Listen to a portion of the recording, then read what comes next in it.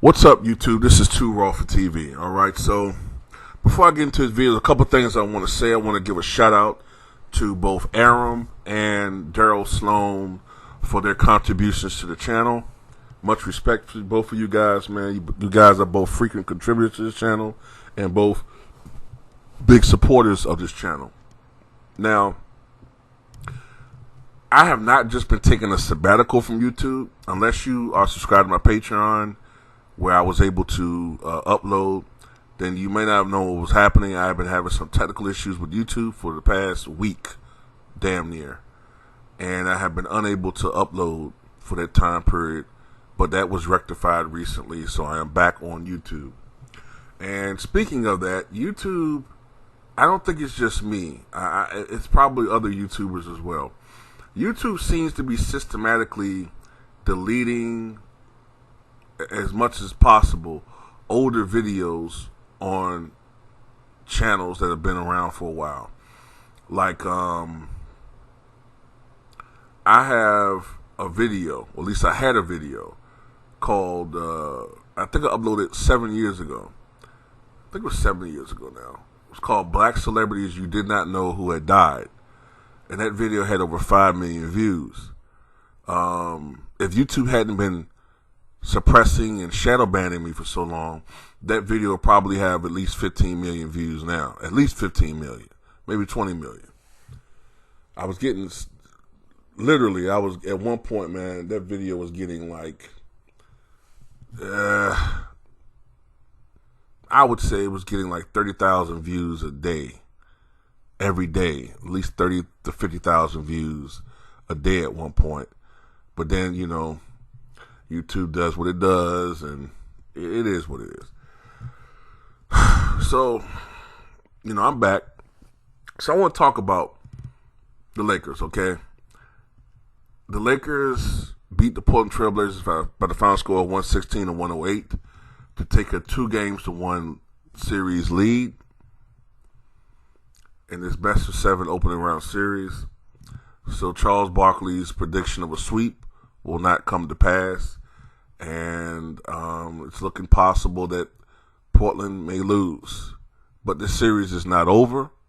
So if you're a Laker hater or a LeBron hater, it's not over, okay? You know, this series is still not done by a long shot. Well, I'll get to this in a moment. I'll just put out their numbers. LeBron James, I believe, had a game-high 38 points. Anthony Davis did most of his damage in the second half. He scored 23 of his 29 points, I believe, in the second half to go along with 11 rebounds, 8 assists, and 3 blocks. And the Lakers really amped up defensively in the second half of this game. The twosome of McCollum and Lillard were scorching in the first half. I believe they combined for 39 points in the first half on 8 of 15 shooting from outside. But the Lakers put the clamps on them in the second half defensively. They only combined for, I think, 23 points in the second half and only 1 of 8 shooting from downtown. So, you know, that's the thing with the Lakers. They do have advantages. They had a size advantage. And, you know what I'm saying? When you have a guy like AD, you have a player like LeBron, and they both play well. And, you know, with that situation, and then, you know, the Lakers are the more physical team. And when you have officials that allow you to be more physical, you know what I'm saying? And look, it is what it is, man. It's, you know, it's one of the things I hate about sports. In my mind, I would have officiating equal. It doesn't matter whose number or whose name is on the back of the jersey. I would officiate the game evenly. But, you know what I'm saying, these are some of the realities. The NBA lost hundreds of $millions already because of the pandemic.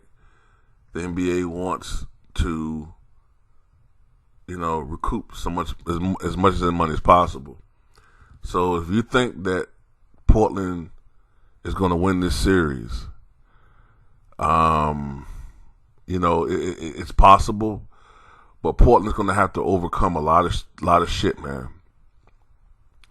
Portland's going to have to overcome a lot of BS from the officiating.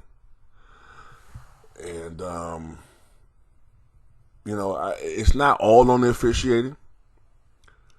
A lot of it's the fact that one thing that always drives me crazy about Portland this year is the fact that I've noticed games where Carmelo Anthony gets hot. Like, for instance, if I'm not mistaken, and I might be mistaken, but I don't think I am. I don't think Carmelo Anthony has scored 30 points this season.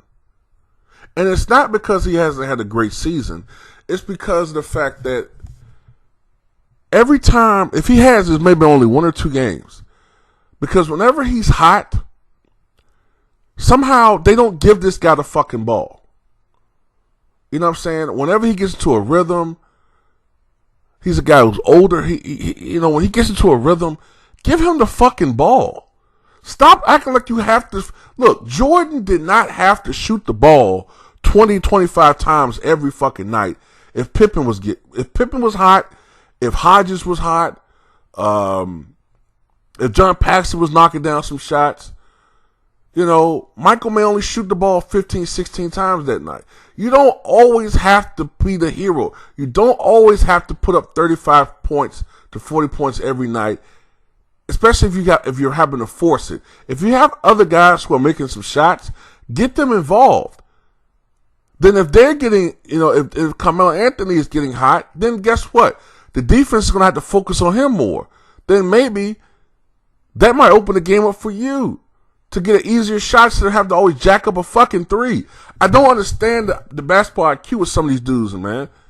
And Lillard's a smart guy. He's a higher basketball IQ guy than most guys. But Portland still sometimes do stupid shit. So I'm not going to totally blame the officiating, but the officiating was ridiculous.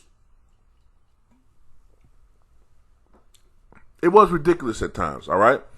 The free throw disparity. Look, I get it. The Lakers are a more physically imposing team than Portland is. Interior. I get that with a guy like Davis, but Davis isn't the most physical guy either. You know what I'm saying? So it's like, I get it with some of the arguments, but yesterday, that was the NBA bailing the Lakers out. I'm sorry.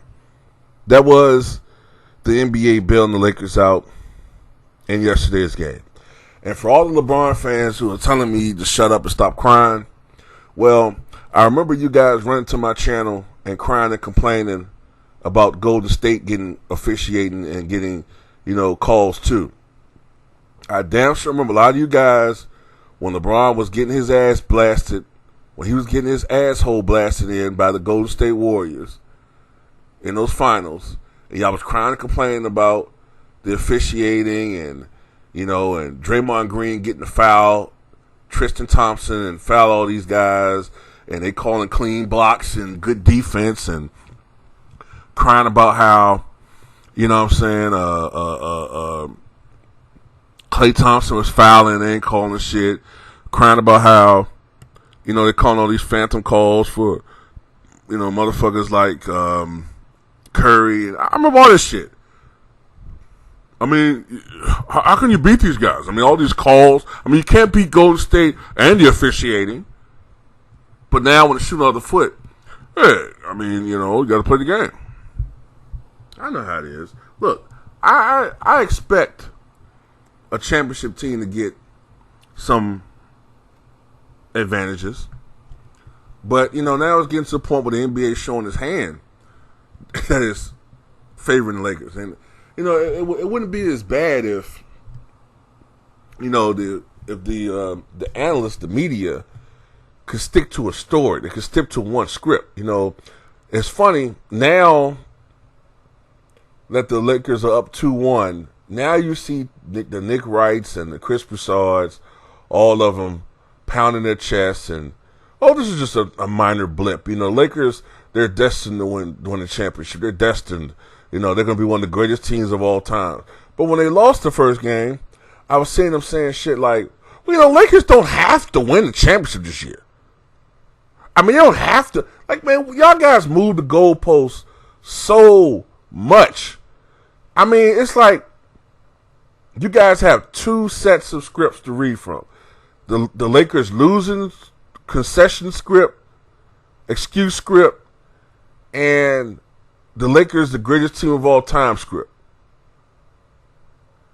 I mean, can y'all be honest for one fucking moment? This is a really good Lakers team. Okay, and if they win the title, this is unusual circumstances. All right. And basically, what I'm saying, like what they did with yesterday's game, which doesn't make any sense too when you think about it, because game 3, that really should be a Portland game, right? I'm just saying, like, game 3, when you think about it, that game would have been in normal circumstances Portland. But the officiating treated it like it was an LA game. So, I don't know, man. It is what it is, man. The series isn't over, but, Portland, a lot of it has to do with the fact, too, that Portland has a terrible fucking coach in Terry Stotts, man. And, with a guy like that as your head coach, you're not going to... I thought Portland could win this series. They still can. But they need to get rid of that coach, man. He doesn't know how to make adjustments to save his fucking life. Their style of basketball, when Lillard is going, it's beautiful. When Lillard is going offensively, it's beautiful. He's played very, very well. But they got to figure out a better way, in my opinion, to get everybody involved offensively. If they could get everybody, if I put it like this, if Portland could figure out a way to get everybody involved offensively, and if they were better defensively, they would be a really, really difficult team to handle. You know what I'm saying? But I don't know, man. It is what it is, you know what I'm saying? Congrats to the Lakers on winning. You know what I'm saying? I still think that Portland is not out of it by any stretch. But this is going to be a series, you know what I'm saying? So tell me what you guys think.